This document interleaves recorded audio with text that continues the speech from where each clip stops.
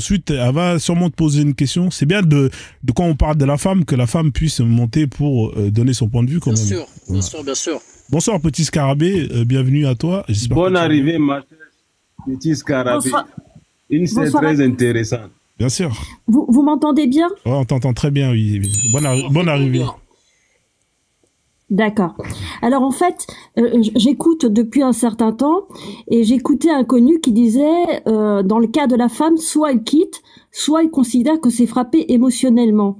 Et donc Abdul disait, mais ça c'est sa vision personnelle, il ne fait pas référence aux savants.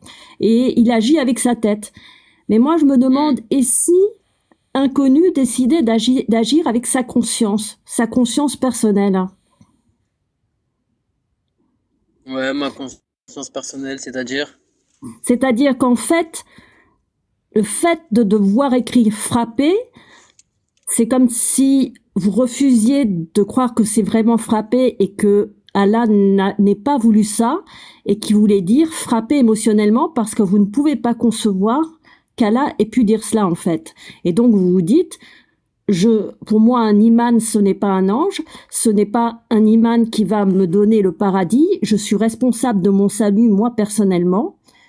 Et donc, je considère que dans ce cas-là, si je m'entends pas avec ma femme, soit je la quitte, soit j'estime que c'est frapper émotionnellement, c'est-à-dire un rapport un peu psychologique, en fait. Regarde, petit scarabée, moi, je vais te partager honnêtement Oui. comment je perçois la chose. Je vais te dire vraiment comment je perçois la chose. Moi, si plus tard je suis en couple, et encore si je suis en couple, parce que j'ai pas l'intention de l'être, si je suis en couple, je verrai en fonction de la situation, d'accord, de ce qui s'est passé, je vais évaluer tout ça, je vais demander à Dieu avec sincérité qu'il me guide et qu'il me montre un chemin droit, et à partir de là, je prendrai une décision. C'est simple. J'irai pas plus loin que ça. C'est tout. Donc, en fait, Je ferai tout pour justement ne pas la frapper. Parce que moi, j'estime que voilà, les femmes, c'est quelque chose qui, voilà, tu vois, c'est la violence dans tous les cas. Moi, je suis contre, même pour frapper un homme ou tout ce que tu veux. Moi, je n'aime pas du tout la violence, donc je ferai tout pour l'éviter. Voilà, c'est simple. Ça m'aide bien, ça m'aide bien. enfin, moi, j'ai eu l'impression. En fait, j'ai inconnu. Tu étais dans le live de Nectaria aussi, n'est-ce pas? Oui, exactement. Oui, Voilà. j'étais monté. Inconnu avait une attitude intéressante vis-à-vis du conflit Palestine-Israël. C'est pour ça que, je veux dire, je peux comprendre sa façon de penser où il est responsable de lui-même vis-à-vis de Dieu, en fait. Bah, c'est très gentil en tout cas. Merci beaucoup, Scar. Ça fait plaisir. Alors, je veux dire, Abdul considère qu'en fait, Inconnu agit avec sa tête. Mais c'est peut-être pas avec sa tête, c'est peut-être avec son cœur et avec sa conscience, en toute conscience, en fait. Si quelque chose dans le texte religieux nous frappe, entre guillemets, par sa dureté, on peut se dire non, ce n'est peut-être pas ce que Allah voulait dire, en fait. C'est haram, ça, madame. C'est pas comme ça, l'islam. Bon. La sœur scarabée, petit scarabée, oui. Il faut savoir que très souvent, quand nous parlons des textes, nous devons être mesurés et justes dans leur interprétation. Et l'islam a sa démarche.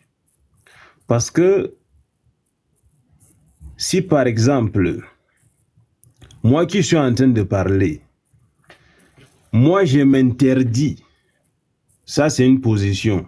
Parce que ce qu'il faut comprendre, c'est que quand l'islam dit, quand le verset dit frappez-les, il n'y a aucunement une obligation dans, c'est-à-dire ce verset-là. Si on regarde dans toutes les explications que les savants ont fait, il n'y a aucune obligation. L'islam te demande d'exhorter la femme. Ensuite, de t'éloigner d'elle lorsqu'il y a peut-être un conflit pour essayer de la ramêler. Et en troisième position, il dit frappez-les. Mais maintenant, parce que les textes de l'islam, il faut comprendre qu'il ne faut pas seulement prendre un texte et de faire une généralité. Parce que quand maintenant on part regarder dans les hadiths, parce que c'est le prophète, à lui le salut et la paix, qui nous explique le Coran. C'est lui, c'est-à-dire qui nous montre ce qu'Allah entend par certains textes.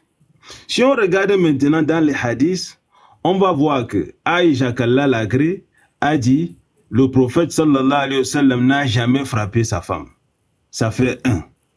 Deuxièmement, il y a un texte où le prophète dit, c'est-à-dire, c'est vous qui frappez vos femmes et maintenant dans la nuit, vous venez, c'est-à-dire, pour avoir des rapports avec elles. Et le prophète a montré le caractère détestable de cela. Bon, maintenant, certes, le texte montre une permission, c'est-à-dire frapper-les. Mais la frappe ici, et nous on le dit toujours et encore, c'est une frappe, parce que le terme frapper en français, c'est vrai que le terme peut être brutal. Mais le sens de frapper ici, ce n'est pas, c'est-à-dire de la blesser. C'est d'abord interdit de frapper ta femme et de la blesser. C'est interdit de lui laisser des séquelles. Et tout ce que je dis là, ce sont des choses qui sont authentiques en fonction des textes. Mais maintenant, la frappe ici, c'est une frappe qui est, comment on va dire ça, pour essayer de la ramener. Pour essayer, c'est-à-dire de la faire quitter de cette posture-là qui est mauvaise. Mais maintenant, en même temps, c'est quelque chose qui est un choix. Quelqu'un peut se dire que, bon, que d'en arriver là, c'est mieux de quitter la maison et de revenir après. Parce que vous allez voir que la majorité, parce que moi je le dis souvent, les textes sont là, mais il y a beaucoup même qui ne connaissent pas les textes, parce qu'ils n'apprennent pas la religion, mais qui font pire que ce que le texte a dit.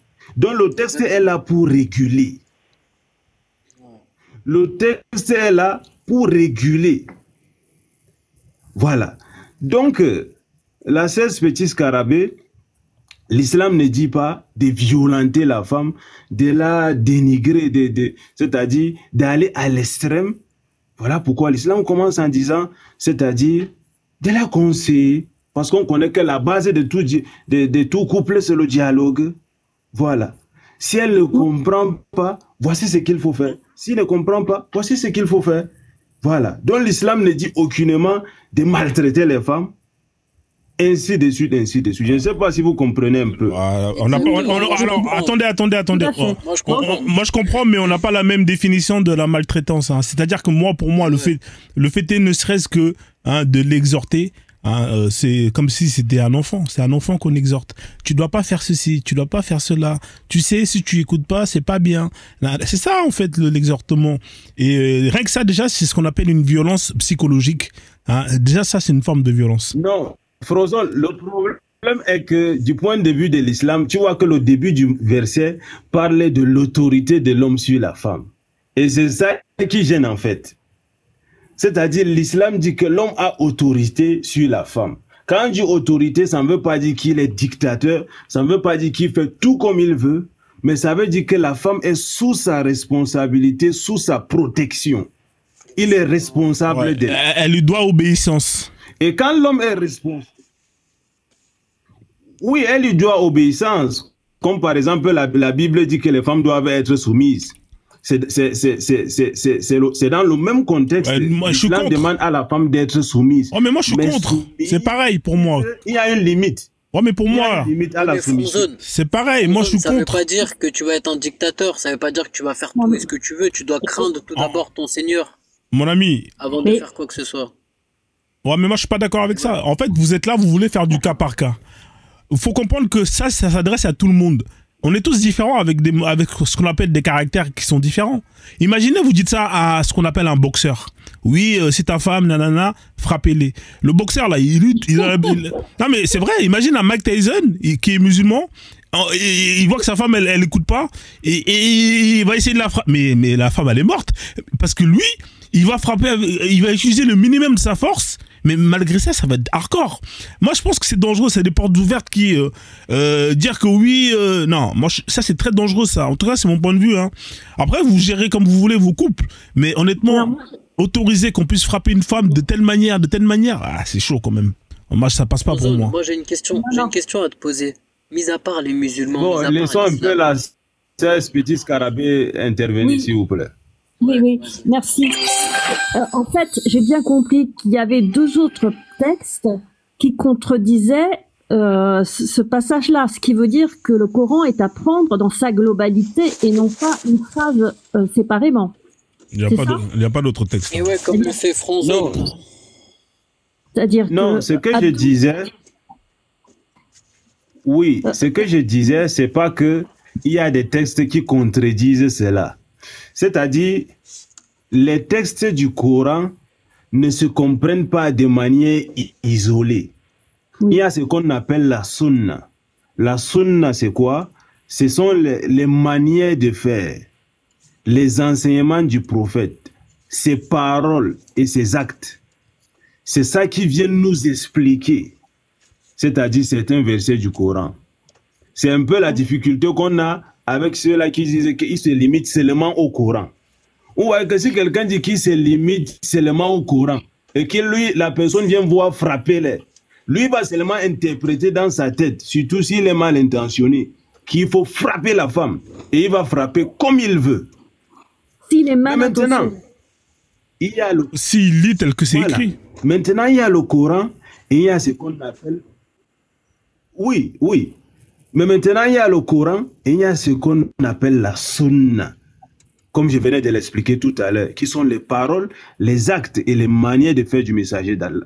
Donc, dans ces paroles-là, il y a, c'est-à-dire, des récits qui viennent concorder le texte du Coran dans la frappe, mais nous expliquer ce qu'on n'entend pas à la frappe.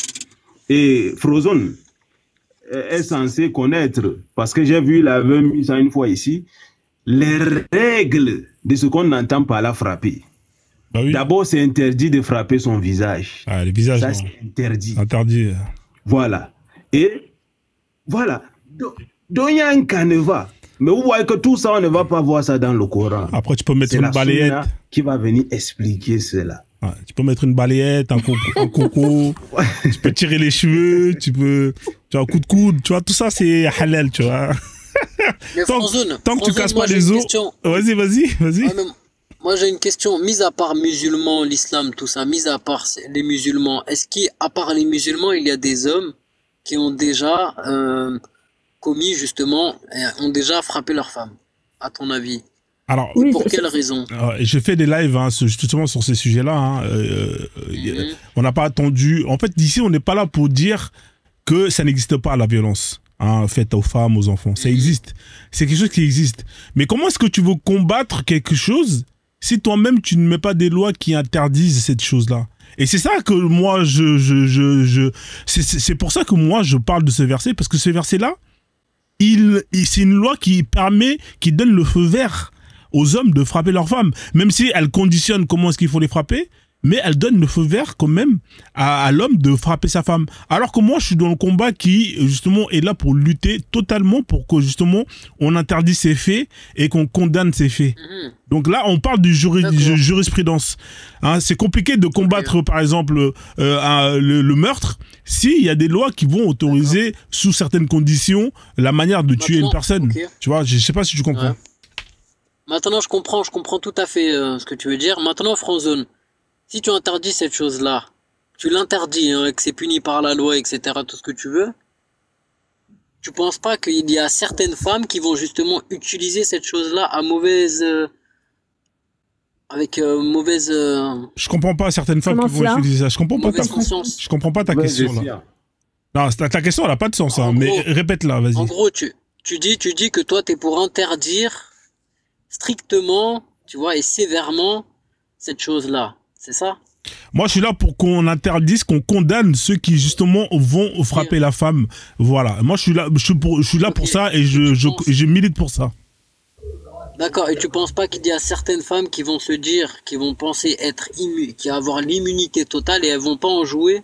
Elles vont pas faire n'importe quoi? T'es sûr qu'elles vont pas faire n'importe quoi? Mais l'immunité Non, totale, mais c'est pour faire les quoi? femmes ne marchent pas comme ça, en fait.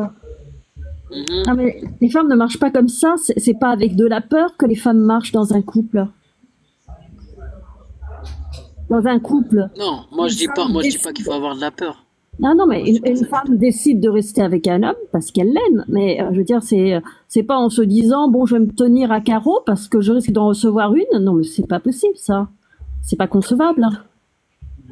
En fait, quand tu dis ça, Non, moi je dis pas. Non, mais moi je dis pas que ça fait durer le couple ou quoi. Non, non, pas du tout. Moi je dis juste que si jamais, tu vois, toi, en gros toi, tu veux strictement interdire cette chose-là. ouais, Et toi, on va dire, tu vas te mettre en couple, machin et tout. ouais. Tu vas te mettre d'accord avec ta femme, voilà, tu vas dire, voilà, moi, je vais jamais te frapper, machin, etc. Voilà, tu vois, t'as une discussion avec ta femme, vous parlez de ça comme ça. Tu crois pas qu'elle va jouer un peu de ça et qu'elle va te faire la misère? Non, elle va pas. Elle va te Non, faire la misère? non, non, inconnu. Ah non, ouais, mon ami. c'est terrible ce que tu viens de dire, Tout dépend de la inconnu. situation. C'est terrible de ce Tout que tu viens de dépend dire. des Vraiment, tout dépend des circonstances et de la situation. C'est la vie d'un couple, c'est une vie conjugale, tu vois bien. Ouais, ça Tout dépend. dépend de ce que la femme, elle a fait, tu vois bien. Ça veut pas dire que tu l'as dit de te faire à manger, elle te fait pas à manger, que tu la frappes pour ça. Non. Ah, mais Tu non, vois bien, mais bien tout sûr, ça c'est dépend. stupide. Tu vois, J'ai jamais inconnu, dit ça. voilà. Mais non. Voilà, donc justement, tout dépend des circonstances et de ce qui s'est réellement passé, tu vois bien. Non, Et en moi, je même parle temps, de choses graves. ça c'est comme Moi, je parle frapper de choses tes graves. enfants. Pourquoi Frozen, pourquoi on frappe nos enfants? Alors, pour info, moi j'ai des enfants, j'en ai 3, c'est des garçons, c'est dur. Mais moi j'ai jamais frappé mes enfants. Jamais. Non, mais tu peux pas me dire que tu l'as quand même jamais, même lui mettre une petite claque Mon pote, au genou, Eh, au dos. sur tout ce qu'il y a de plus précieux, moi mes enfants, j'ai jamais levé la main dessus sur eux. Parce que je vais t'expliquer pourquoi. Parce que c'est pas nécessaire. En fait, les enfants, les frapper, et pour certains ça peut marcher, mais pour d'autres c'est plus contre-productif. Moi, mes enfants, pour les punir, je peux les interdire de ce qu'ils aiment le plus. Crois-moi qu'au bout d'un moment, vite fait, bien fait, ils comprennent que ça leur fait plus mal qu'autre chose. Après, ça, il y a une vision de l'éducation que d'autres personnes ont, et parce qu'ils ont hérité de leurs parents, mais qui comprennent pas qu'il y a d'autres manières d'éduquer des enfants qui sont passés par la violence et se faire comprendre. Tu vois, il y a plein de gens qui Tu ont... les frappes émotionnellement. Tu les frappes émotionnellement.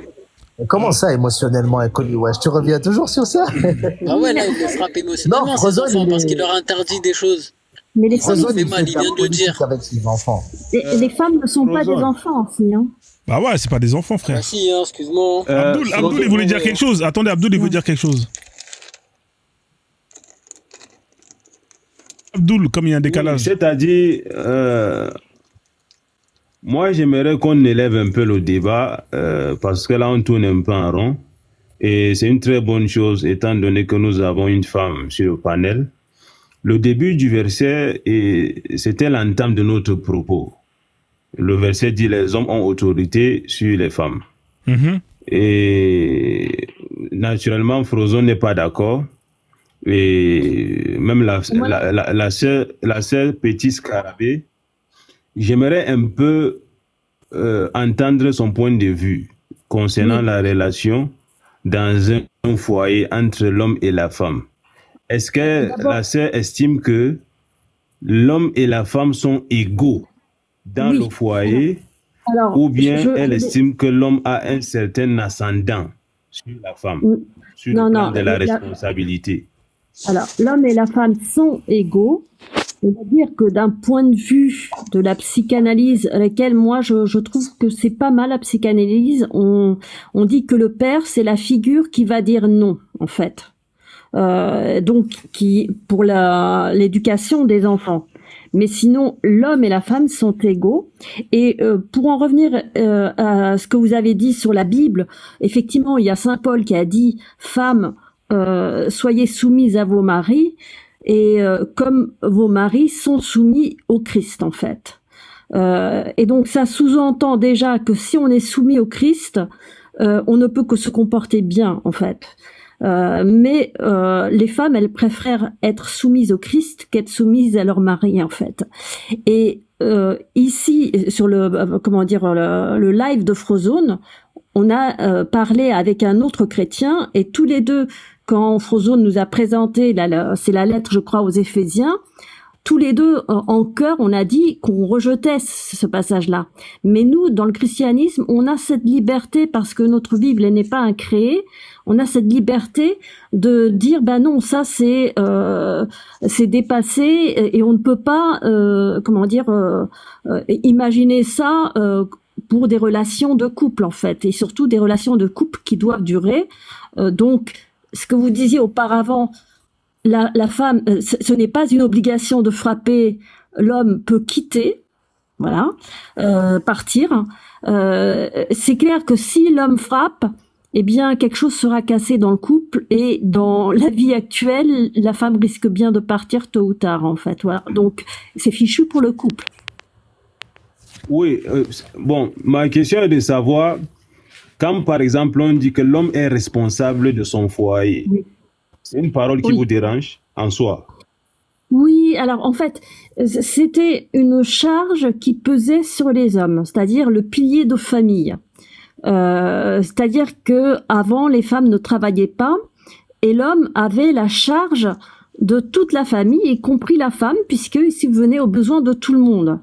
Donc c'était effectivement un poids qui pesait sur lui. Mais aujourd'hui, hommes et femmes travaillent. L'homme n'a plus besoin de prendre tout ce poids sur lui. C'est un partage, en fait. Ça peut aider.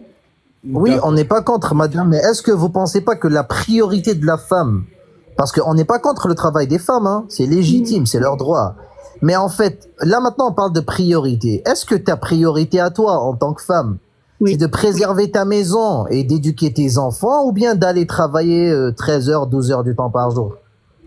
C'est d'abord de travailler pour pouvoir préserver la vie de la famille, en fait. Comment tu vas les préserver si t'es pas présente? Si,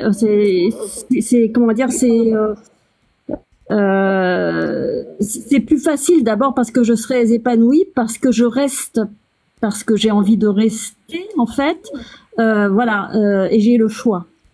Madame, mais ça n'a pas de sens. Mais comment voulez-vous préserver la maison et bien éduquer les enfants et prendre soin d'eux si vous n'êtes pas présente? Vous passez toute votre journée au travail. Moi, je suis pas d'accord avec toi. En fait, après, je vais te répondre. C'est quelque chose que j'ai vécu, je veux dire, avec ma mère. En fait, ma mère, elle est restée au foyer, elle l'a beaucoup regretté.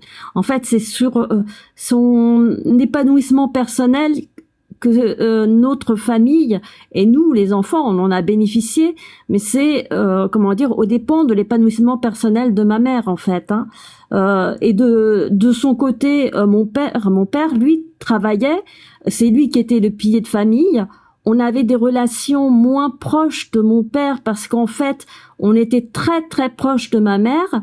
Et je me suis rendu compte qu'une fois que mon père est devenu grand-père, qu'il avait de l'affection, qu'il montrait cette affection vers ses petits-enfants, ce qui ne me faisait pas trop avec nous, parce qu'en fait, il était moins habitué. Et je trouve aussi qu'on a lésé un peu les pères d'avant avec ce poids de pilier de famille, en fait, et rapporter de l'argent à la maison, et les femmes uniquement avec les enfants, ce qui faut que les enfants se tournent obligatoirement vers leur maman et ont moins de contact avec leur papa. Donc en fait, c'est-à-dire c'était mauvais pour les femmes, mais même pour les pères, c'était pas si bon que ça, en fait. Madame, mais à l'origine, ça a toujours été le cas. Les enfants ont toujours eu des bons contacts et des bons termes avec leur papa. Mais en même temps, en fait, là, on parle de question de priorité. Pour moi, pour ma vision des choses, le travail de ma femme, c'est secondaire. Si elle ne maîtrise pas l'éducation de mes enfants, elle n'apaise pas la maison, elle prend pas soin du foyer et de l'image de cette maison-là, franchement, ça sert à rien qu'elle travaille. D'abord, fais ton travail, ta priorité. Après, voilà. Après, vas-y, va travailler. Moi j'aurais une question. Attends 2 secondes, inconnu. Pose ta question. Ensuite, on a une autre femme qui est montée, qui est sûrement une musulmane. Comme ça serait intéressant d'avoir un point de vue d'une femme musulmane. Vas-y, pose ta question. La parole après, let's go. Petit Scarabée, juste une question. Tout le monde le sait, personne n'a envie de travailler. On est tous d'accord. On est d'accord, petit Scarabée? Ok. Oui. Maintenant, s'il y a un homme, il vous aime énormément, il vous dit, écoutez, je vais vous faire cette faveur-là, arrêtez de travailler, reposez-vous tranquillement, occupez-vous de la maison, je gère tout le travail, prenez soin des enfants, vivez votre best life. Est-ce que vous serez contente de lui ou vous allez dire non, je vais aller quand même aller travailler? Ah ben je dirais je vais aller travailler. Pourquoi? Parce que c'est ce qu'a fait maman avec papa en fait, et que elle n'a jamais arrêté de travailler parce qu'en fait il n'y a pas de limite. C'est du travail gratuit tout le temps en fait. C'est vraiment.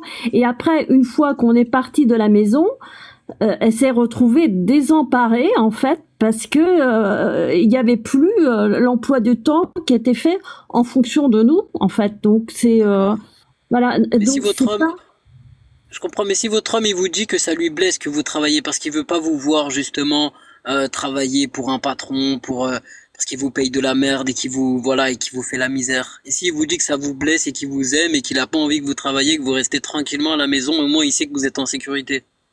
Ben moi, je dirais ben non, Qu'est-ce parce que qu'en vous fait, diriez? si jamais, eh ben je dirais, on ne sait jamais, on connaît pas l'avenir. Si jamais on est amené à se séparer, je veux pouvoir être indépendante financièrement d'une part et cotiser pour ma retraite. Non, mais Je encore veux, pire, je veux aussi, pour rajouter, et je Madame veux Scarabée. aussi pouvoir, oui, je voudrais pouvoir rester.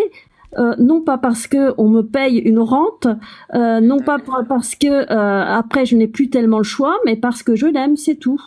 Ouais. Bien sûr, mais si vous signez un contrat de mariage et il vous dit que pendant un an, même si on sépare pendant un an, je vous verserai quelque chose. Mais Que vous non, arrivez en fait, toujours à vous loger, à vous oui. vivre. Et en fait, un an, c'est pas même sur le marché du travail, c'est pas top. Hein. Non, en fait, c'est déjà quand avoir des enfants et revenir sur le marché du travail, voilà, c'est donc non. En fait, il faut que les femmes s'assument financièrement et qu'elles participent au foyer. Il faut qu'elles participent au foyer. Moi, je suis d'accord avec vous, Financièrement. Madame Petit Scarabée. D'ailleurs, ça, c'est juste, ça prouve que justement, ce livre, il est restreint dans le temps, parce que effectivement, si on parle de l'époque, hein, quand on parle justement de l'homme avec les premiers hommes qui vivaient de la chasse et de la cueillette, effectivement, en fonction de la corpologie du corps, c'était plus simple pour un homme qui allait chasser et que la femme elle reste. Ça, c'est la nature des choses qui ont fait que on a pris justement ce statut de la femme, l'homme va chasser et la femme reste. Mais avec le temps aujourd'hui, les femmes elles sont capables de travailler, de ramener de l'argent et justement rester à cette époque, c'est pour moi ne pas utiliser une cartouche qui permet justement à la famille de pouvoir bénéficier ou même de voir justement la famille évoluer. Et c'est vraiment dommage parce que quand vous faites ça, c'est bien, ça vous permet d'avoir un contrôle sur vos femmes. Parce qu'une femme qui travaille pas, elle ferme sa gueule, elle a pas l'argent, c'est le mec qui ramène tout qui paye. Si demain madame elle veut faire quelque chose, l'homme il va dire non. Si madame elle veut sortir, elle peut pas, elle pourra rien faire parce que économiquement elle a pas les sous. Tout ce qu'elle va faire, il faut qu'elle passe par l'homme, il faut qu'elle demande gentiment, donne-moi, comme un enfant. Un enfant aujourd'hui, il peut rien faire, il peut pas sortir, il peut pas acheter un bonbon. Il est obligé de demander à papa, tu peux me donner un peu d'argent, je vais acheter un bonbon. Votre femme, si elle travaille pas et qu'elle a envie elle a besoin d'acheter une robe, bah elle va passer par vous, elle va vous demander gentiment. Alors bien évidemment, on vous donne quelques obligations, il faut l'habiller, etc., etc. Mais si demain elle veut s'acheter une robe que vous financièrement vous n'avez pas les moyens de le payer, vous allez dire quoi? Vous allez dire non. Moi, je suis pas pour ça. Moi, je suis contre ce système-là. Je pense que c'est arriéré. Il faut aller de l'avant. Ouais. Et après, on va laisser la femme parler parce qu'elle n'a pas parlé, la dame musulmane. On aimerait bien avoir son avis pour qu'on sache. Elle va parler, Inch'Allah. Ouais. Oui, effectivement. Moi, ce que je vais dire, c'est que à notre époque, il y a tellement de réalités que nous connaissons, mais on fait l'effort ou on fait semblant de ne pas voir ces réalités-là. Ce qu'il faut comprendre, c'est que la démarche de l'islam, c'est de protéger la femme. Protéger la femme dans quel sens? Aujourd'hui, les femmes travaillent. Parce que nous sommes d'accord que l'islam n'interdit pas totalement à la femme de travailler, mais elle peut travailler sous condition. Et parmi cette condition-là, il y a justement le fait de la mixité. La mixité, c'est le fait de se rassembler les hommes et les femmes et de travailler dans le même lieu. Aujourd'hui, qui est capable de démentir ou de dire que il n'y a pas tellement de dérives concernant les femmes qui travaillent dans des structures. Merci. Combien y a-t-il de cas? Combien y a-t-il de cas d'adultère? C'est-à-dire, oui, j'ai fini, s'il vous plaît.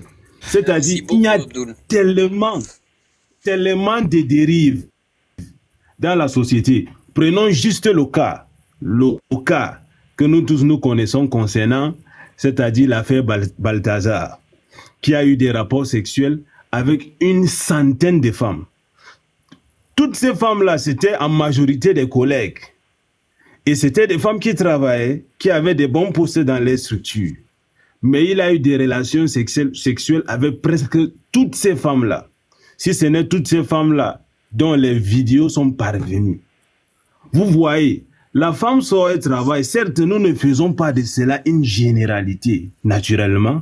Mais on ne va pas nier que quand il y a contact entre les hommes et les femmes, très souvent dans des structures, alors il y a tellement de dérives.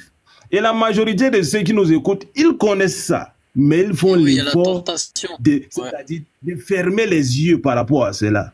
Nous, on connaît aujourd'hui que très souvent, dans les structures, quand des femmes viennent demander le travail, les employeurs demandent d'avoir des relations sexuelles avec elles avant de les donner, n'est-ce pas, le travail. C'est-à-dire, les cas sont tellement légion que c'est quelque chose que tout le monde connaît. Les cas sont tellement légion. C'est incroyable ce qu'il raconte. C'est quelque chose que tout le monde connaît. Mais, c'est-à-dire, oui, tu vas dire que c'est incroyable, alors que c'est la réalité. Ce sont des faits qui sont avérés et qui sont vérifiables. Dans ce sens-là, quand l'islam dit à la femme de conserver son foyer, l'islam n'interdit pas à la femme, comme les gens pensent, de sortir. Quand on dit que la femme va conserver son foyer, ça ne veut pas dire qu'elle ne peut pas sortir pour faire quoi que ce soit. Mais c'est une manière de montrer que sa priorité en tant que femme au foyer, c'est justement de gérer son foyer, d'éduquer ses enfants c'est-à-dire pour cheminer dans un lendemain meilleur. Mais très souvent, quand les femmes décident de sortir pour aller travailler, il y a tellement de dérives on ne peut pas. On va laisser Let's Go parler après. On va laisser Let's Go parler. Ouais, on va laisser Let's Go parler, mais franchement, ce que j'entends là, c'est incroyable. Mais on va laisser Let's Go parler. Moi, ouais.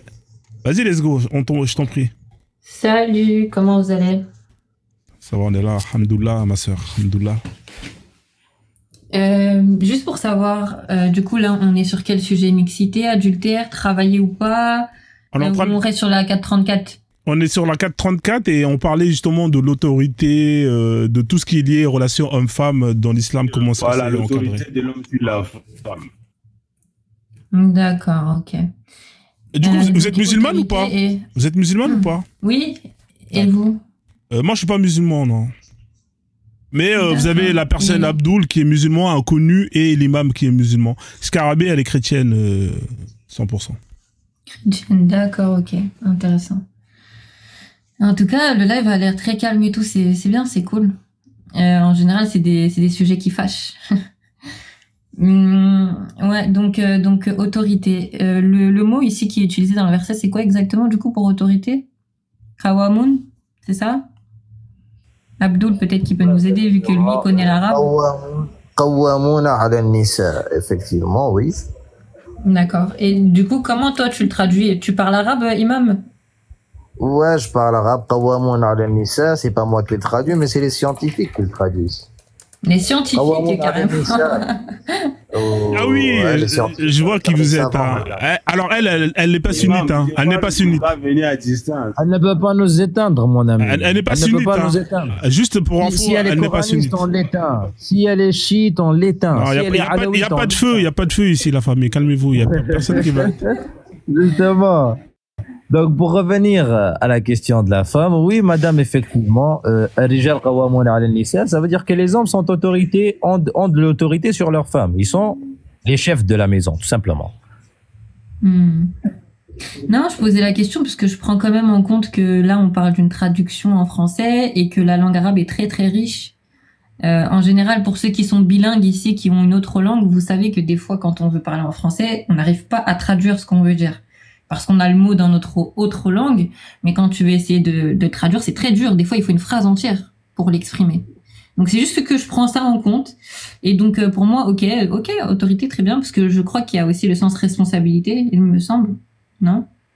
C'est pareil, oui. Autorité, Enfin, t'es responsable de ta femme. Non, tu vois, c'est pas exactement la même chose, tu vois, parce que quand derrière t'arrives à en tirer toute une histoire, c'est pas rien. Les mots ont un sens, tu vois. Comment ça, les mots ont un sens? Et toi, madame, qu'est-ce que ça veut dire qawamoun? Bah, non, mais moi, je suis pas une savante, je suis rien du tout. Je viens juste préciser. Tu comprends arabe, n'est-ce pas? Je viens préciser qu'il y a aussi le sens responsabilité. Et que du coup, il faut faire attention à ne pas juste se bloquer sur autorité. Parce que ça indirectement, ça insinue qu'il y a une sorte de domination. Oui, je suis d'accord avec toi, ça englobe tout ça. Oui, ça englobe tout ça. Comme on dit aujourd'hui. Pour toi, il y a une domination. Il y a une domination absolue pour toi. Quand on dit, madame, aujourd'hui, nos autorités, Paul Biya, mon président, ce que ça veut dire que Paul Biya me domine, mais Paul Biya, il est responsable de moi et de millions de Camerounais avec moi, etc. Ça englobe tout ça là, madame. D'accord, ok. Mais vous, comment vous traduisez ça, madame? Comment est-ce que vous traduisez ce mot-là, s'il vous plaît? On aimerait savoir, pour vous, qu'est-ce que ça veut dire cette phrase-là, en arabe, bien évidemment. En fait, moi, j'ai pas l'autorité, hein, sans faire de... Je n'ai pas l'autorité pour dire que je traduis comme ça. C'est juste que j'essaie de lire et d'apprendre, et de ce que j'ai lu, il y a aussi l'aspect responsabilité. Et en fait, nous, en tant que francophones, on va avoir certaines images quand on va dire le mot autorité, on va penser à certaines choses. Et automatiquement, c'est comme ça qu'on a grandi, donc voilà. Mais moi, j'essaie de prendre en compte toutes les définitions pour essayer de trouver un juste milieu et pour essayer de comprendre le mot qui a été utilisé. Je m'arrête pas juste à une traduction, donc là, le mot autorité. D'accord. Vous voulez qu'on lise les autres traductions pour voir ce qui a été utilisé? On peut regarder, hein. Alors, les hommes ont été faits responsables des femmes. Ça, c'est la deuxième traduction. Les hommes assument les femmes. Troisième traduction. Les hommes doivent soutenir les femmes avec ce que Dieu leur a accordé. Voilà, ça c'est la quatrième. Les hommes sont, entre parenthèses, souteneurs des droits, entre parenthèses, ou source de stabilité sur les femmes, en ce qui fait grâce. Voilà, ça c'est les différentes traductions qu'on a. Maintenant, je vous laisse choisir celle qui vous arrange ou celle qui vous... non, mais justement, moi, ça m'intéresse pas de choisir. Je prends toutes les traductions et j'essaie de faire un juste milieu. Alors, le juste milieu, c'est quoi pour vous avec tout ce qu'on a pu entendre? Je pense que il y a une grande partie de responsabilité, de soutien, en fait, un peu de tout ce tout ce que tu viens de lire, là, tout ce que vous venez de lire. Je vous vois, du coup, vu que tu me vois. On peut se tutoyer, moi, ça me dérange pas. Ouais, mais du coup, tout ça, ça revient à l'autorité, n'est-ce pas?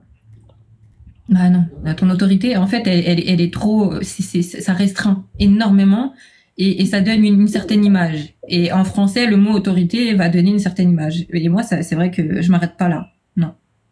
D'accord. Du coup, pour vous, les hommes n'ont pas autorité sur les femmes, selon l'islam, selon le Coran, pour vous? Non, mais quand on veut le décrire comme une autorité absolue ou dire que la femme est une enfant toute sa vie, non, je suis pas d'accord.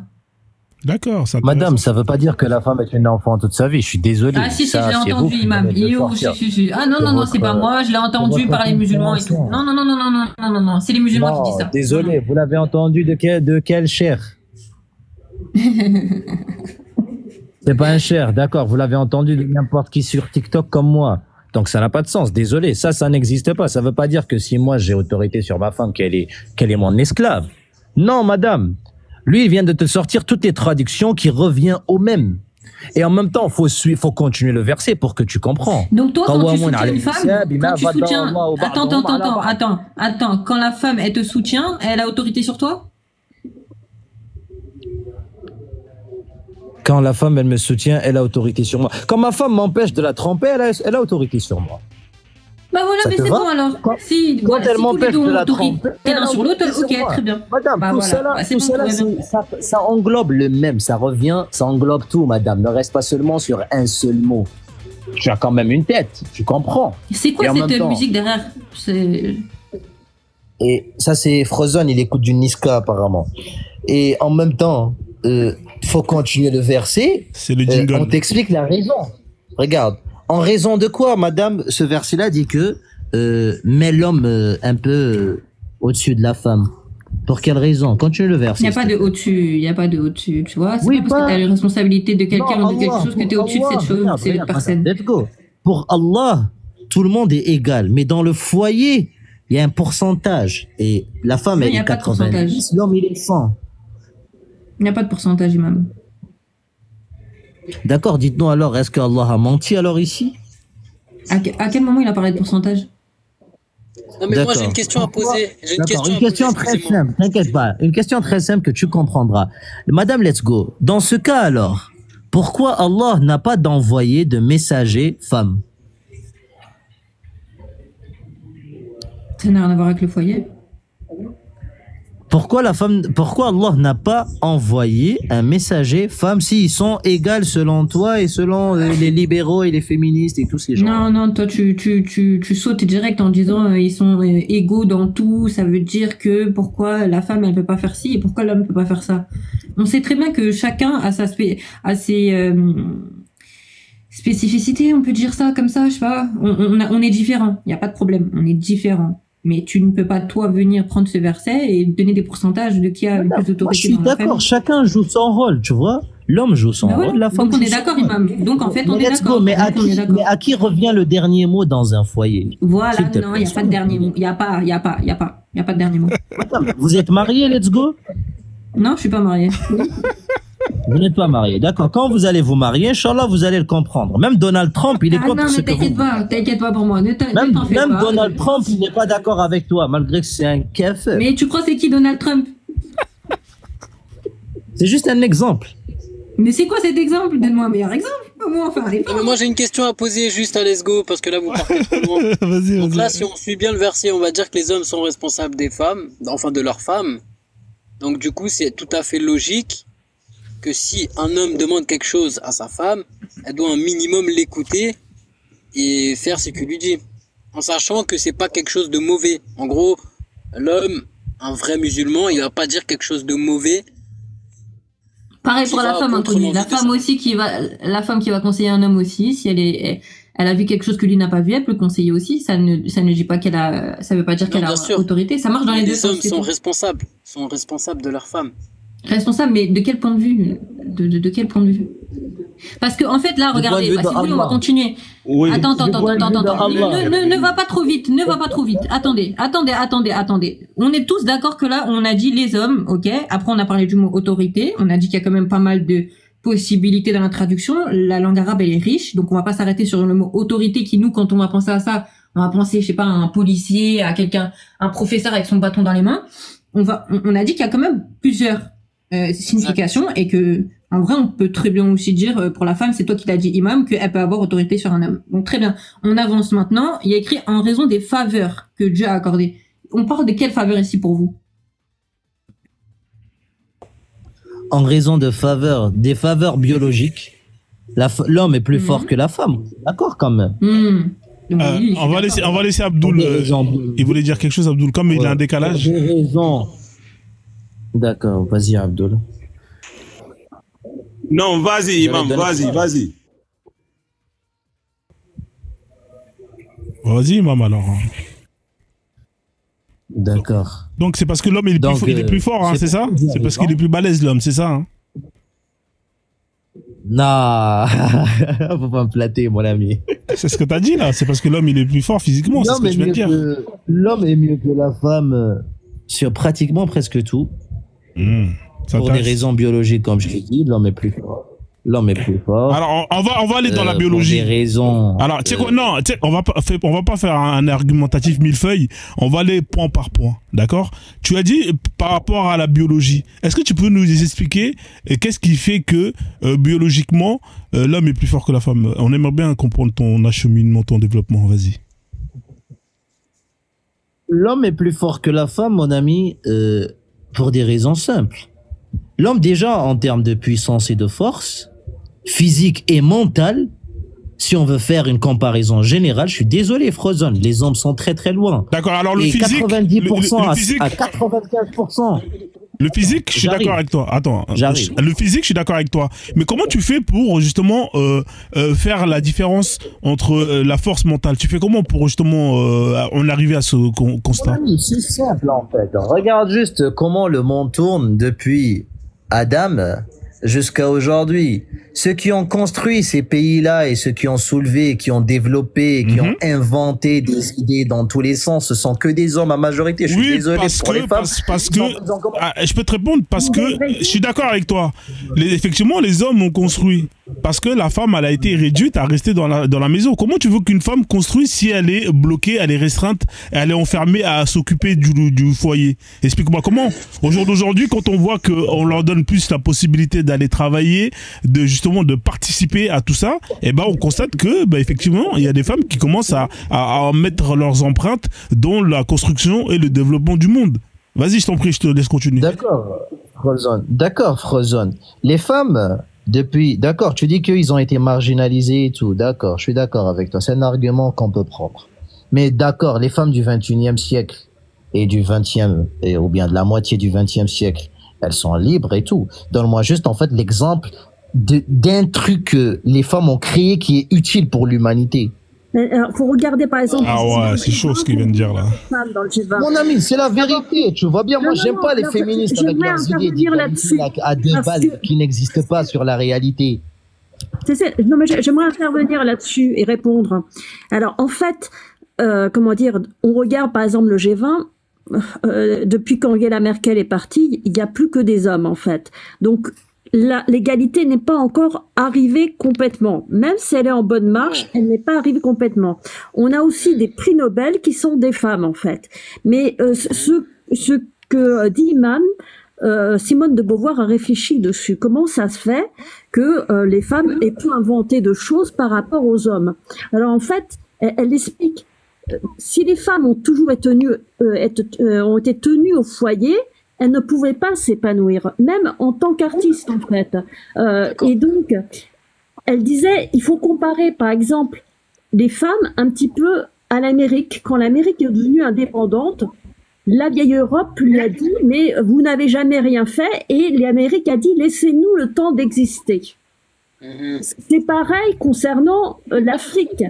Concernant l'inégalité des races, beaucoup de gens ont dit aux Africains, mais madame, c'est pas une inégalité, c'est l'instinct, c'est normal. Laissez-moi terminer le fil en fait. Mais en réalité, c'est parce qu'on les a empêchés de se relever en fait. Mais là, comment dire, la voie est ouverte et on voit qu'il y a de plus en plus de femmes qui sont ingénieures, de femmes qui sont prix Nobel. Et en fait, ça s'améliore en fait. Et voilà. Et on aura aussi des femmes qui vont être comme Margaret Thatcher, créer des guerres, c'est-à-dire pour le bien et pour le mal en fait. Hein. Les femmes sont aussi capables du pire et du meilleur comme les hommes. D'accord, mais en tout cas, moi j'aimerais dire un truc. C'est un fait, c'est une réalité, ça sera toujours comme ça. La maçonnerie, ça sera toujours 90% des hommes qui vont le faire. Les femmes vont jamais aller vers ce domaine. Tout ce qui est mécanique, ça sera toujours les hommes qui vont le faire, ça sera jamais les femmes. Et maintenant, moi, j'aimerais, petit scarabée, me donner la raison pourquoi vous, les femmes, vous faites pas de la maçonnerie, pourquoi vous faites pas de la mécanique, et pourquoi vous faites pas tous ces métiers qui sont hyper relous. On va pas passer du coq à l'âne. C'est merveilleux. Non, parce qu'on est égaux, attends. Mon père est maçon. Alors laissez-moi répondre parce que mon père est maçon. J'ai ma sœur. Moi aussi, je suis maçon. Ben voilà, parfait. Mon père, en plus, c'est du compagnonnage, en fait. Voilà, donc de la rue Georges Jaurès, en fait. Donc, mon père avait une fois, permis à ma sœur et à son copain de travailler dans la maçonnerie. Hein. Alors, vous savez ce que c'est, on se retrouve avec des ampoules. Quand elle est arrivée dans une cantine Bouygues, il y avait le bruit, et tout d'un coup, tout le monde s'est tu parce qu'il y avait une femme parmi eux, en fait. Bon, eh ben, elle a travaillé comme les autres, et c'est possible. Et j'ai, un voisin qui est tapissier, et sa femme aussi est tapissière. La tapissière, elle m'a raconté quand elle a débuté, elle était allée voir un tapissier ébéniste, elle avait demandé à faire son stage avec lui, il lui avait dit, ah, mais oui, pas de problème, est-ce que vous pouvez soulever c'était un grand sofa Louis XVI. Et donc, elle a dit non. Et son mari a dit, mais de toute façon, même un homme n'aurait pas pu le soulever, en fait. Et dans votre métier de maçon, votre métier, c'est un savoir-faire. C'est un savoir-faire. Pour les gens qui n'y connaissent rien, les gens confondent manœuvre et maçon.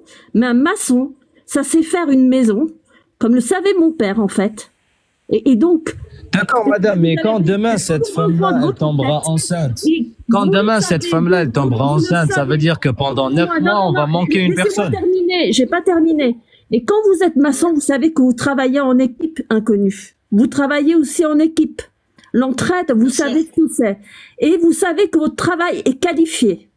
Même si le tout venant n'y comprend rien, je veux dire, vous avez en plus une responsabilité pour que la maison, elle tienne bon. Donc, Petit Scarabée, moi je vais donner un exemple simple. On prend 2 chantiers, d'accord? On met 3 femmes sur un chantier, 3 hommes sur l'autre. Ils ont exactement le même savoir, d'accord? C'est-à-dire, ils savent comment faire monter une maison. Je t'assure que les 3 femmes, elles vont mettre 2 fois plus de temps. Et alors? C'est indiscutable. Non, regarde, moi j'ai un exemple. Je rebondis sur un autre exemple. Alors là, je vais répondre. Non, Imam, laissez-moi répondre. Mon père nous parlait aussi de ses ouvriers.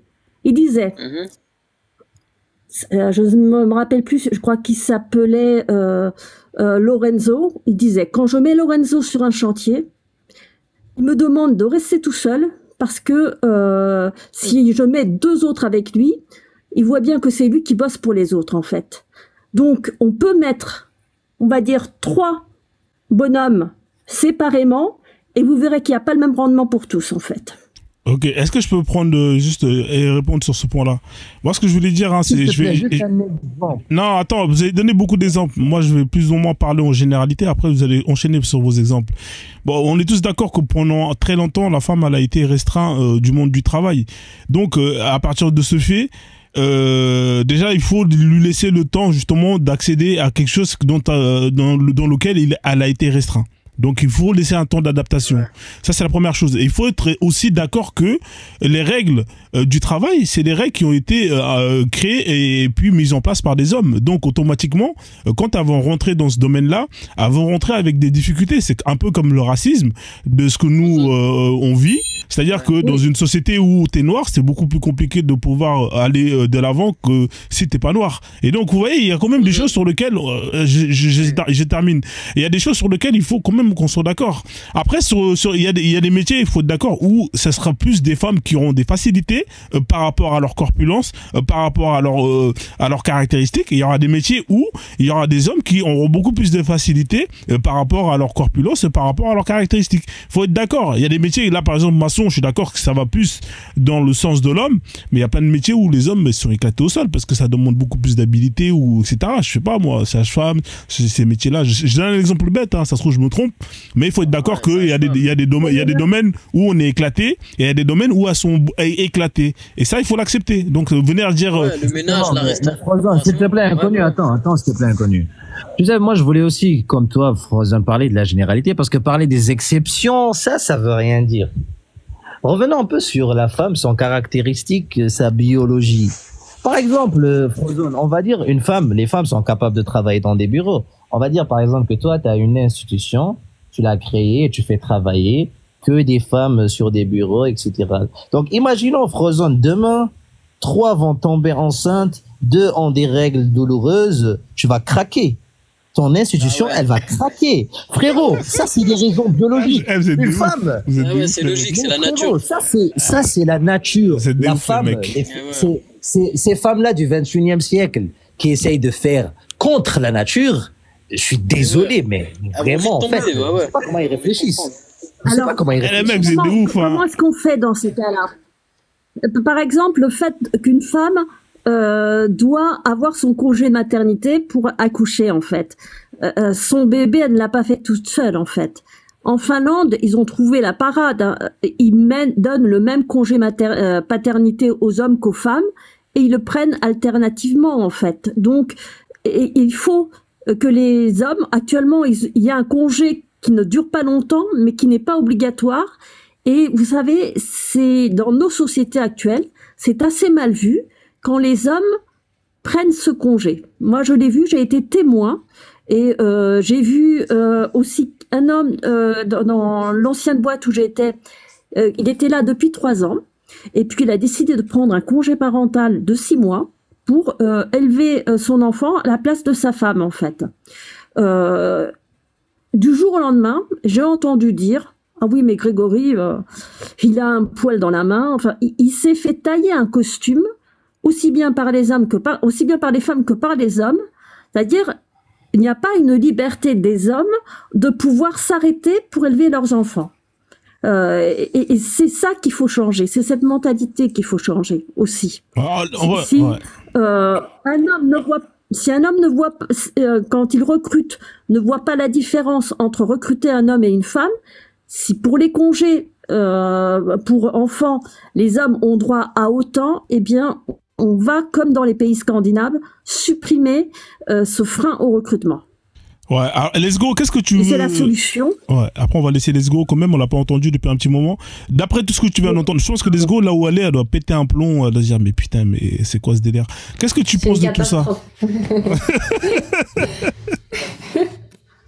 Non, mais non, je rigole. En vrai, il y a quand même de bons trucs, mais on n'avait pas terminé le verset, c'est dommage, parce que du coup, là, à la base... Après, on va l'enchaîner, on va lire Wadriboun, t'inquiète pas, on va arriver là après. Voilà. Exactement. Non, mais après, là, par rapport à ce qui était dit, moi, je pense que il faut revenir effectivement sur la base.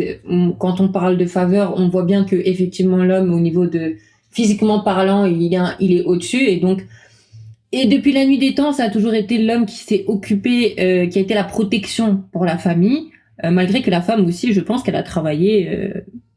Même de chez elle, des fois c'était de la poterie, de la couture, etc. En fait, nulle part pour moi dans l'islam on interdit la femme de travailler. À aucun moment on interdit catégoriquement une femme de travailler. On dit juste qu'il y a certaines priorités et qu'elle a des responsabilités qui sont quand même hyper importantes. Quand on parle d'éducation pour les enfants par exemple, c'est la base de la société. Si t'as pas de personnes qui vont s'occuper de notre éducation, il va se passer quoi en fait? C'est la guerre. Donc elles ont une première responsabilité qui est hyper importante dans la famille, donc faut pas laisser ça de côté. Après, si toi tu peux travailler, je sais pas, avant que t'aies des enfants ou même pendant que t'aies des enfants, mais un travail qui va jamais empiéter, donc peut-être un nombre restreint d'heures ou une activité facile, bah faisons, aucun problème. Je vois pas où l'islam vient contredire cela. Ok. Alors, moi je reviens sur ce que a dit Abdoul. C'est que le travail en mixité, c'est pas bon. Voilà, Abdoul, tu voulais dire un truc? Voilà, effectivement, je voulais revenir. Oui, je voulais revenir par rapport à cela. Et j'aimerais écouter l'opinion des deux femmes sur le panel concernant cet aspect-là. Ouais, moi aussi, j'aimerais te répondre. Des femmes très souvent qu'on retrouve qui sont utilisées par les patrons. Et ça, c'est légion dans la communauté. J'aimerais les entendre par rapport à ça. Moi aussi, je vais répondre sur ton histoire de Balthazar après. Hein. Allez-y, hein, mesdames. Après, je vais vous répondre. Mais du coup, Abdoul, pour toi, parce qu'en fait, là, c'est plus une histoire de mixité. Toi, tu l'arrêtes où, la mixité? Parce que chacun a sa vision, j'ai l'impression. Tu l'arrêtes où, toi, la mixité, justement? Justement, le problème est que nous, dans la démarche islamique, ce n'est pas que chacun a sa vision. L'islam a sa vision de la mixité. La vision de l'islam de la mixité, c'est quoi? C'est-à-dire le rassemblement entre les hommes et les femmes, entre lesquels il n'y a pas un obstacle au mariage, par exemple, ou bien un obstacle au rapport sexuel. Puisque si tu es avec tes frères, peut-être de même père ou même mère, ou bien avec un oncle, là on ne va pas parler de mixité, puisque vous êtes liés par quelque chose qui vous interdit. D'accord. Mais maintenant, lorsqu'une femme est dans une structure, par exemple, où elle est avec divers patrons, et comme très souvent,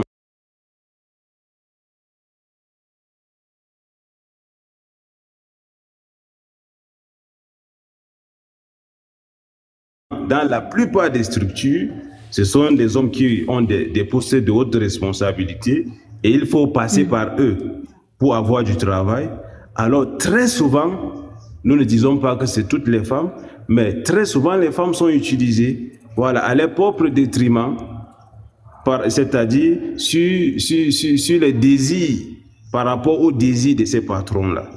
Donc j'aimerais vous faire par rapport à cela. Comment ça, désir des patrons? C'est-à-dire il y a beaucoup de patrons qui, avant d'accorder le travail à certaines femmes, demandent des rapports sexuels avec elles. Mais tu vis dans quel pays? Attends, tu vis dans quel pays, Abdoul? Il est en Arabie Saoudite, là, il est en Arabie Saoudite. Non, sérieux. Non, il est en Arabie Saoudite, il est à Médine, là, il est à Médine. Non, mais pour de vrai? Pour de vrai, il est à l'université de Médine. C'est vrai qu'à la base, moi, à la base, je suis Camerounais, mais actuellement, je vis en Arabie Saoudite par rapport aux études. Mais avant de venir, j'étais au Cameroun. Ok, d'accord. Et l'histoire là des patrons qui font ça, ça date de quelle année? T'as une statistique, t'as une étude, quelque chose qui te prouve ça, ou t'as entendu une histoire, t'as Balthazar et c'est bon, c'est devenu une réalité pour tout le monde? Bon, si je quitte d'abord, c'est-à-dire sur un plan, oui, si je quitte d'abord de mon pays, parce que je veux parler de ce que je maîtrise avant de parler de la globalité. Je suis quelqu'un qui suit énormément, c'est-à-dire les informations, les journaux télévisés et autres. Et il y a des émissions dans mon pays, très souvent, c'est-à-dire après avoir fait le journal, il y a des dénonciations. Des dénonciations, c'est quoi? Ce sont des faits de société qu'on ramène aux yeux du public pour essayer de sensibiliser concernant certains tas de la société. Et je ne peux pas compter le nombre de fois qu'on a amené ce genre de cas, c'est-à-dire des femmes qui ont trompé leur mari avec leur patron. C'est-à-dire, j'ai déjà entendu ce genre de cas tellement, je ne peux même pas compter. Voilà pourquoi... Moi, j'ai entendu des cas, Ouais, d'accord, ok. Moi, j'ai entendu des cas de quand tu marches dans la rue, on peut venir, je sais pas moi, te ramasser, te kidnapper, donc j'arrête de sortir. D'accord. Mais juste pour info, Abdoul. Non, voilà pourquoi je disais tout à l'heure. Abdoul, mais les femmes qui trompent voilà pourquoi je disais tout à l'heure que... Abdoul, s'il te plaît, les femmes qui trompent leur mari avec leur patron, oui. Est-ce que ces patrons-là ne trompent pas leurs femmes avec justement ces femmes-là? On dirait que c'est que la femme qui trompe. Bien sûr. Quand je t'entends parler, c'est incroyable. C'est les deux, mais justement, la mixité, c'est quelque chose de pas bon. Quelque chose qu'il faut pas. D'accord. Donc, pour résumer, pour résumer, s'il y a plus de mixité, donc il y a plus de tromperie. C'est ça que vous êtes en train de m'expliquer alors? Exactement. Bonne question. Ça diminue en tout cas les chances. Ça diminue. Pas du tout. Je sais pas. Non. Attends. Regarde, d'un point de vue islamique, il faudrait la mixité, chez eux, en fait. S'il te plaît, s'il te plaît, Scarabée, attends. La mixité, d'un point de vue islamique, il y a mixité, il y a mixité. Il y a la mixité publique, c'est-à-dire dehors, il y a tout le monde, il y a des femmes, il y a des hommes, etc. La mixité en public, ça, c'est pas un problème. Mais il y a ce qu'on appelle l'isolement. Il y a ce qu'on appelle l'isolement, madame. Quand, par exemple... Une entreprise, il y a des gens autour, tu sais, t'es pas isolé. D'accord, mais dans cette entreprise-là, par exemple, on peut dire c'est toi le dernier employé qui part. Tu restes juste toi et ton patron. Ça, c'est un isolement, madame, n'est-ce pas? Mais attends, et donc, on est des animaux, d'un coup on se transforme. Madame, non, on ne dit pas que vous êtes des animaux, mais l'islam, tout simplement, pour éviter, même en fait que vous devenez des animaux ou pas, il te dit, évite ça parce que le shaitan, il est avec toi et il peut te mettre des idées dans la tête. Et je suis désolé, madame Let's Go, quand tu restes seul avec un homme, tout peut arriver.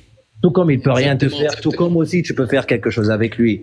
Donc ne parlons pas trop de ça parce que c'est incroyable. Surtout si la femme a envie de quelque chose, c'est incroyable. Ça va arriver forcément. Non mais est-ce que vous savez, est-ce que vous savez toutes les étapes qu'il faut franchir pour aller se dire que machin.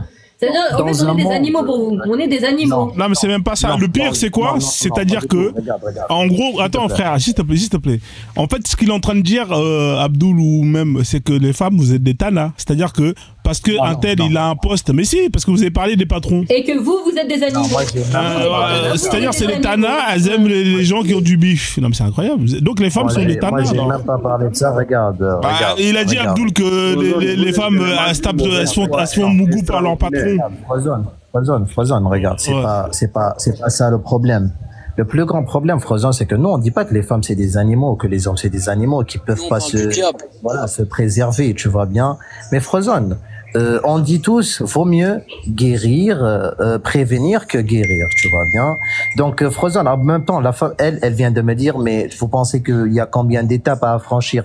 Madame, on vit dans un monde où les femmes s'exposent sur OnlyFans pour des gens qui n'ont jamais vu, qui se masturbent derrière leur caméra. Donc, malheureusement, aujourd'hui, tout est possible, madame. Vous voyez? Donc, faut pas jouer à la morale et tout cela. Et là, le problème n'est pas seulement les femmes, je l'aurais dit, mais il y a aussi les hommes qui jouent un rôle. Donc, faut éviter l'isolement, tout simplement. En public, il n'y a pas de problème. Mixez-vous comme vous voulez. Mais quand à la base, le travail, c'est quand même du public. Enfin, bon. Mais l'islam t'interdit pas de travailler, justement. Mais quand ce travail-là peut être exposé, mais quand ce travail-là pourrait être exposé à l'isolement, c'est là où il t'est interdit. Et il est interdit aussi à un homme si c'est avec une Après, femme. on va faire tourner le panel parce que j'ai des gens qui veulent monter et tout.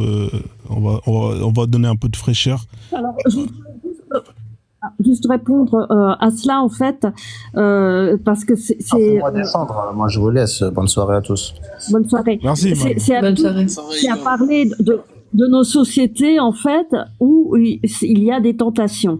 D'abord, les tentations qu'il y a pour les femmes, elles sont aussi pour les hommes, en fait. Et après, le couple repose aussi sur la confiance. Parce que dans ce cas-là, on peut mettre sous cloche une femme, c'est ce qu'ils font en Afghanistan, en se disant comme ça, il n'y a plus aucun problème. Après, comme le faisait remarquer Abdoul, il y a des hommes qui ont le pouvoir et davantage d'hommes que de femmes dans les entreprises, donc il y a un lien de subordination. C'est quelque chose qui s'est posé depuis longtemps. Au 19e siècle, moi je m'intéresse beaucoup aux costumes en fait, et je me suis du coup intéressée aux relations entre les hommes et les femmes, y compris à la dot en fait au 19e siècle. Les familles qui avaient de l'argent constituaient une dot pour leurs filles de façon à leur éviter de travailler et donc de ne pas être exposées au harcèlement sexuel qui pouvait exister à l'époque, parce qu'à l'époque il n'y avait pas d'éducation en fait, et donc on protégeait les femmes, mais seulement c'était les familles qui avaient de l'argent en fait, et la para c'était de protéger les femmes. Mais en fait les femmes qui ont commencé à travailler au 19e siècle, même si elles étaient exploitées, elles ont essuyé les plâtres. Il y a eu beaucoup de harcèlement sexuel. Si on compare le nombre d'harcèlements sexuels qu'il y avait au 19e siècle et ce qu'il y a aujourd'hui, c'est beaucoup, beaucoup moins important et ça diminue. Et ça, je pense, diminuera de plus en plus, tout simplement parce que les hommes qui ont voulu protéger leurs filles, bon, je veux dire, chacun peut penser, se dire, bon, voilà, c'est ma femme, c'est ma fille, c'est ma sœur, et d'autres, voilà, ont essayé de profiter, mais le monde change et se civilise, et les gens sont habitués à travailler ensemble. Ils ont aussi des salaires avec des objectifs qu'ils veulent réaliser. Donc, il vaut mieux avoir la tête au travail aussi, c'est important. Voilà, il y a d'autres incitatifs en fait qui font que, je veux dire, les cas de harcèlement sexuel sont beaucoup plus rares qu'ils ne l'étaient au 19e siècle. Donc, je veux dire par là que la solution n'est pas de mettre les femmes sous cloche pour les protéger. Pas du tout. La solution, c'est d'éduquer les hommes et faire comprendre que bon voilà, il est possible de travailler ensemble et de penser au travail en fait. Voilà. Bien sûr. Merci madame. Je suis d'accord. De toute façon, c'est toujours Moi, je suis d'accord, c'est toujours la faute des hommes, de toute façon. Ouais. On va faire tourner, après, on va faire tourner le live. Inconnu, comme ça fait longtemps que t'es là, je vais devoir te faire descendre comme ça tourne un peu, parce que sinon... C'était un plaisir. Ouais, c'est un plaisir, tu reviens quand tu veux, en tout cas, il n'y a pas de souci. Pareil, merci, en tout cas, pareil. pour Bonne continuation, tout le monde. Pareil, toi aussi, bonne soirée. Salut, Inconnu. Bientôt. Salut.